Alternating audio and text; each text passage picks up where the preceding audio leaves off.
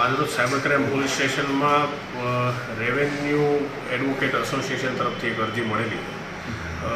અરજીમાં એમની રજૂઆત એવી છે કે જે રજિસ્ટ્રાર ઓફિસે પોતે દસ્તાવેજના રજિસ્ટ્રેશન માટે આ લોકો જાય છે, એ દરમિયાન સાક્ષી તરીકે પોતે જે તે ડોક્યુમેન્ટમાં રજિસ્ટ્રેશન કરાવતા હોય છે. જ્યારે સાક્ષી તરીકે પોતાના ડોક્યુમેન્ટ અપલોડ કરાવડાવે છે અથવા છેલ્લે જ્યારે પોતાના અંગૂઠાની છાપ જે છે મશીનમાં ચડાવે છે, તો ત્યારબાદ તેમના અકાઉન્ટમાંથી સીધે પૈસા કપાઈ જતા હોય એવું એમની ફરિયાદ છે. અને આવા ઘણા બધા લગભગ 30 થી 32 વકીલ જે છે એ ભોગ બનેલા હોય તેવું અરજીમાં જણાવેલું છે.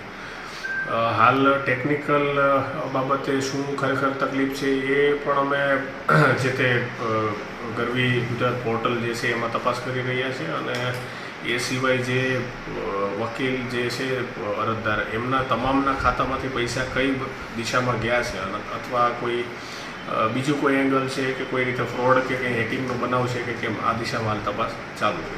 સાહેબ, ખાસ કરીને આ જે ગાંધીનગરથી જે ગરવી ટુ પોર્ટલ છે, શું કહેશો કે એના ઉપરથી આ જો ફ્રોડ કરવામાં આવ્યો હોય અથવા તો હેક કરવામાં આવ્યું હોય? હાલમાં પ્રાથમિક દ્રષ્ટિએ કોઈ એવું ફ્રોડનું એલિમેન્ટ જણાઈ આવતું નથી કે જેમાં કોઈ વેબસાઇટ હેક થઈ ગઈ હોય કે એમાં કોઈ રીતે બીજી રીતે સમજો કોઈ ફિશિંગ ટૂલ ટાઈપ વાપરીને એમાંથી કોઈ બીજી લાભ મેળવવાનો પ્રયત્ન થયેલો હોય. પણ કોઈને કોઈ ટેકનિકલ ઇસ્યુ હોય એવું લાગી રહ્યું છે હાલ પ્રાથમિક દ્રષ્ટિએ. અને બાકી કયા ખાતાઓમાં પૈસા જાય છે એ થોડું વધારે વેરીફાઈ કરવાથી મને લાગે છે ક્યાંક ને ક્યાંક આના મૂળ સુધી પહોંચી શકશે.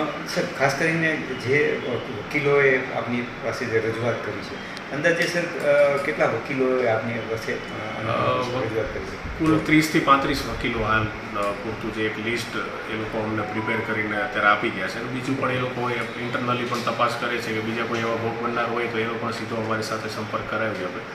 એટલે આમાં તમારા મારફતે એક એ પણ અપીલ છે કે જો બીજા કોઈ પણ સાથે આ રીતનો જો બનાવ બનેલો હોય તો પણ અમારો સંપર્ક કરે કે જેથી કરીને એ દિશામાં વધારે તપાસ વ્યવસ્થિત રીતે થઈ શકે. સર, આમાં આંકડો કેટલો હોઈ શકે છે? આંકડો કોઈ સ્પેસિફિક એવું અઘરું છે, કારણ કે કોઈના ખાતામાંથી 30,000 છે, કોઈ 20,000 છે, કોઈ 10,000 છે, આવા અલગ અલગ અમાઉન્ટના પૈસા ઉપડેલા છે.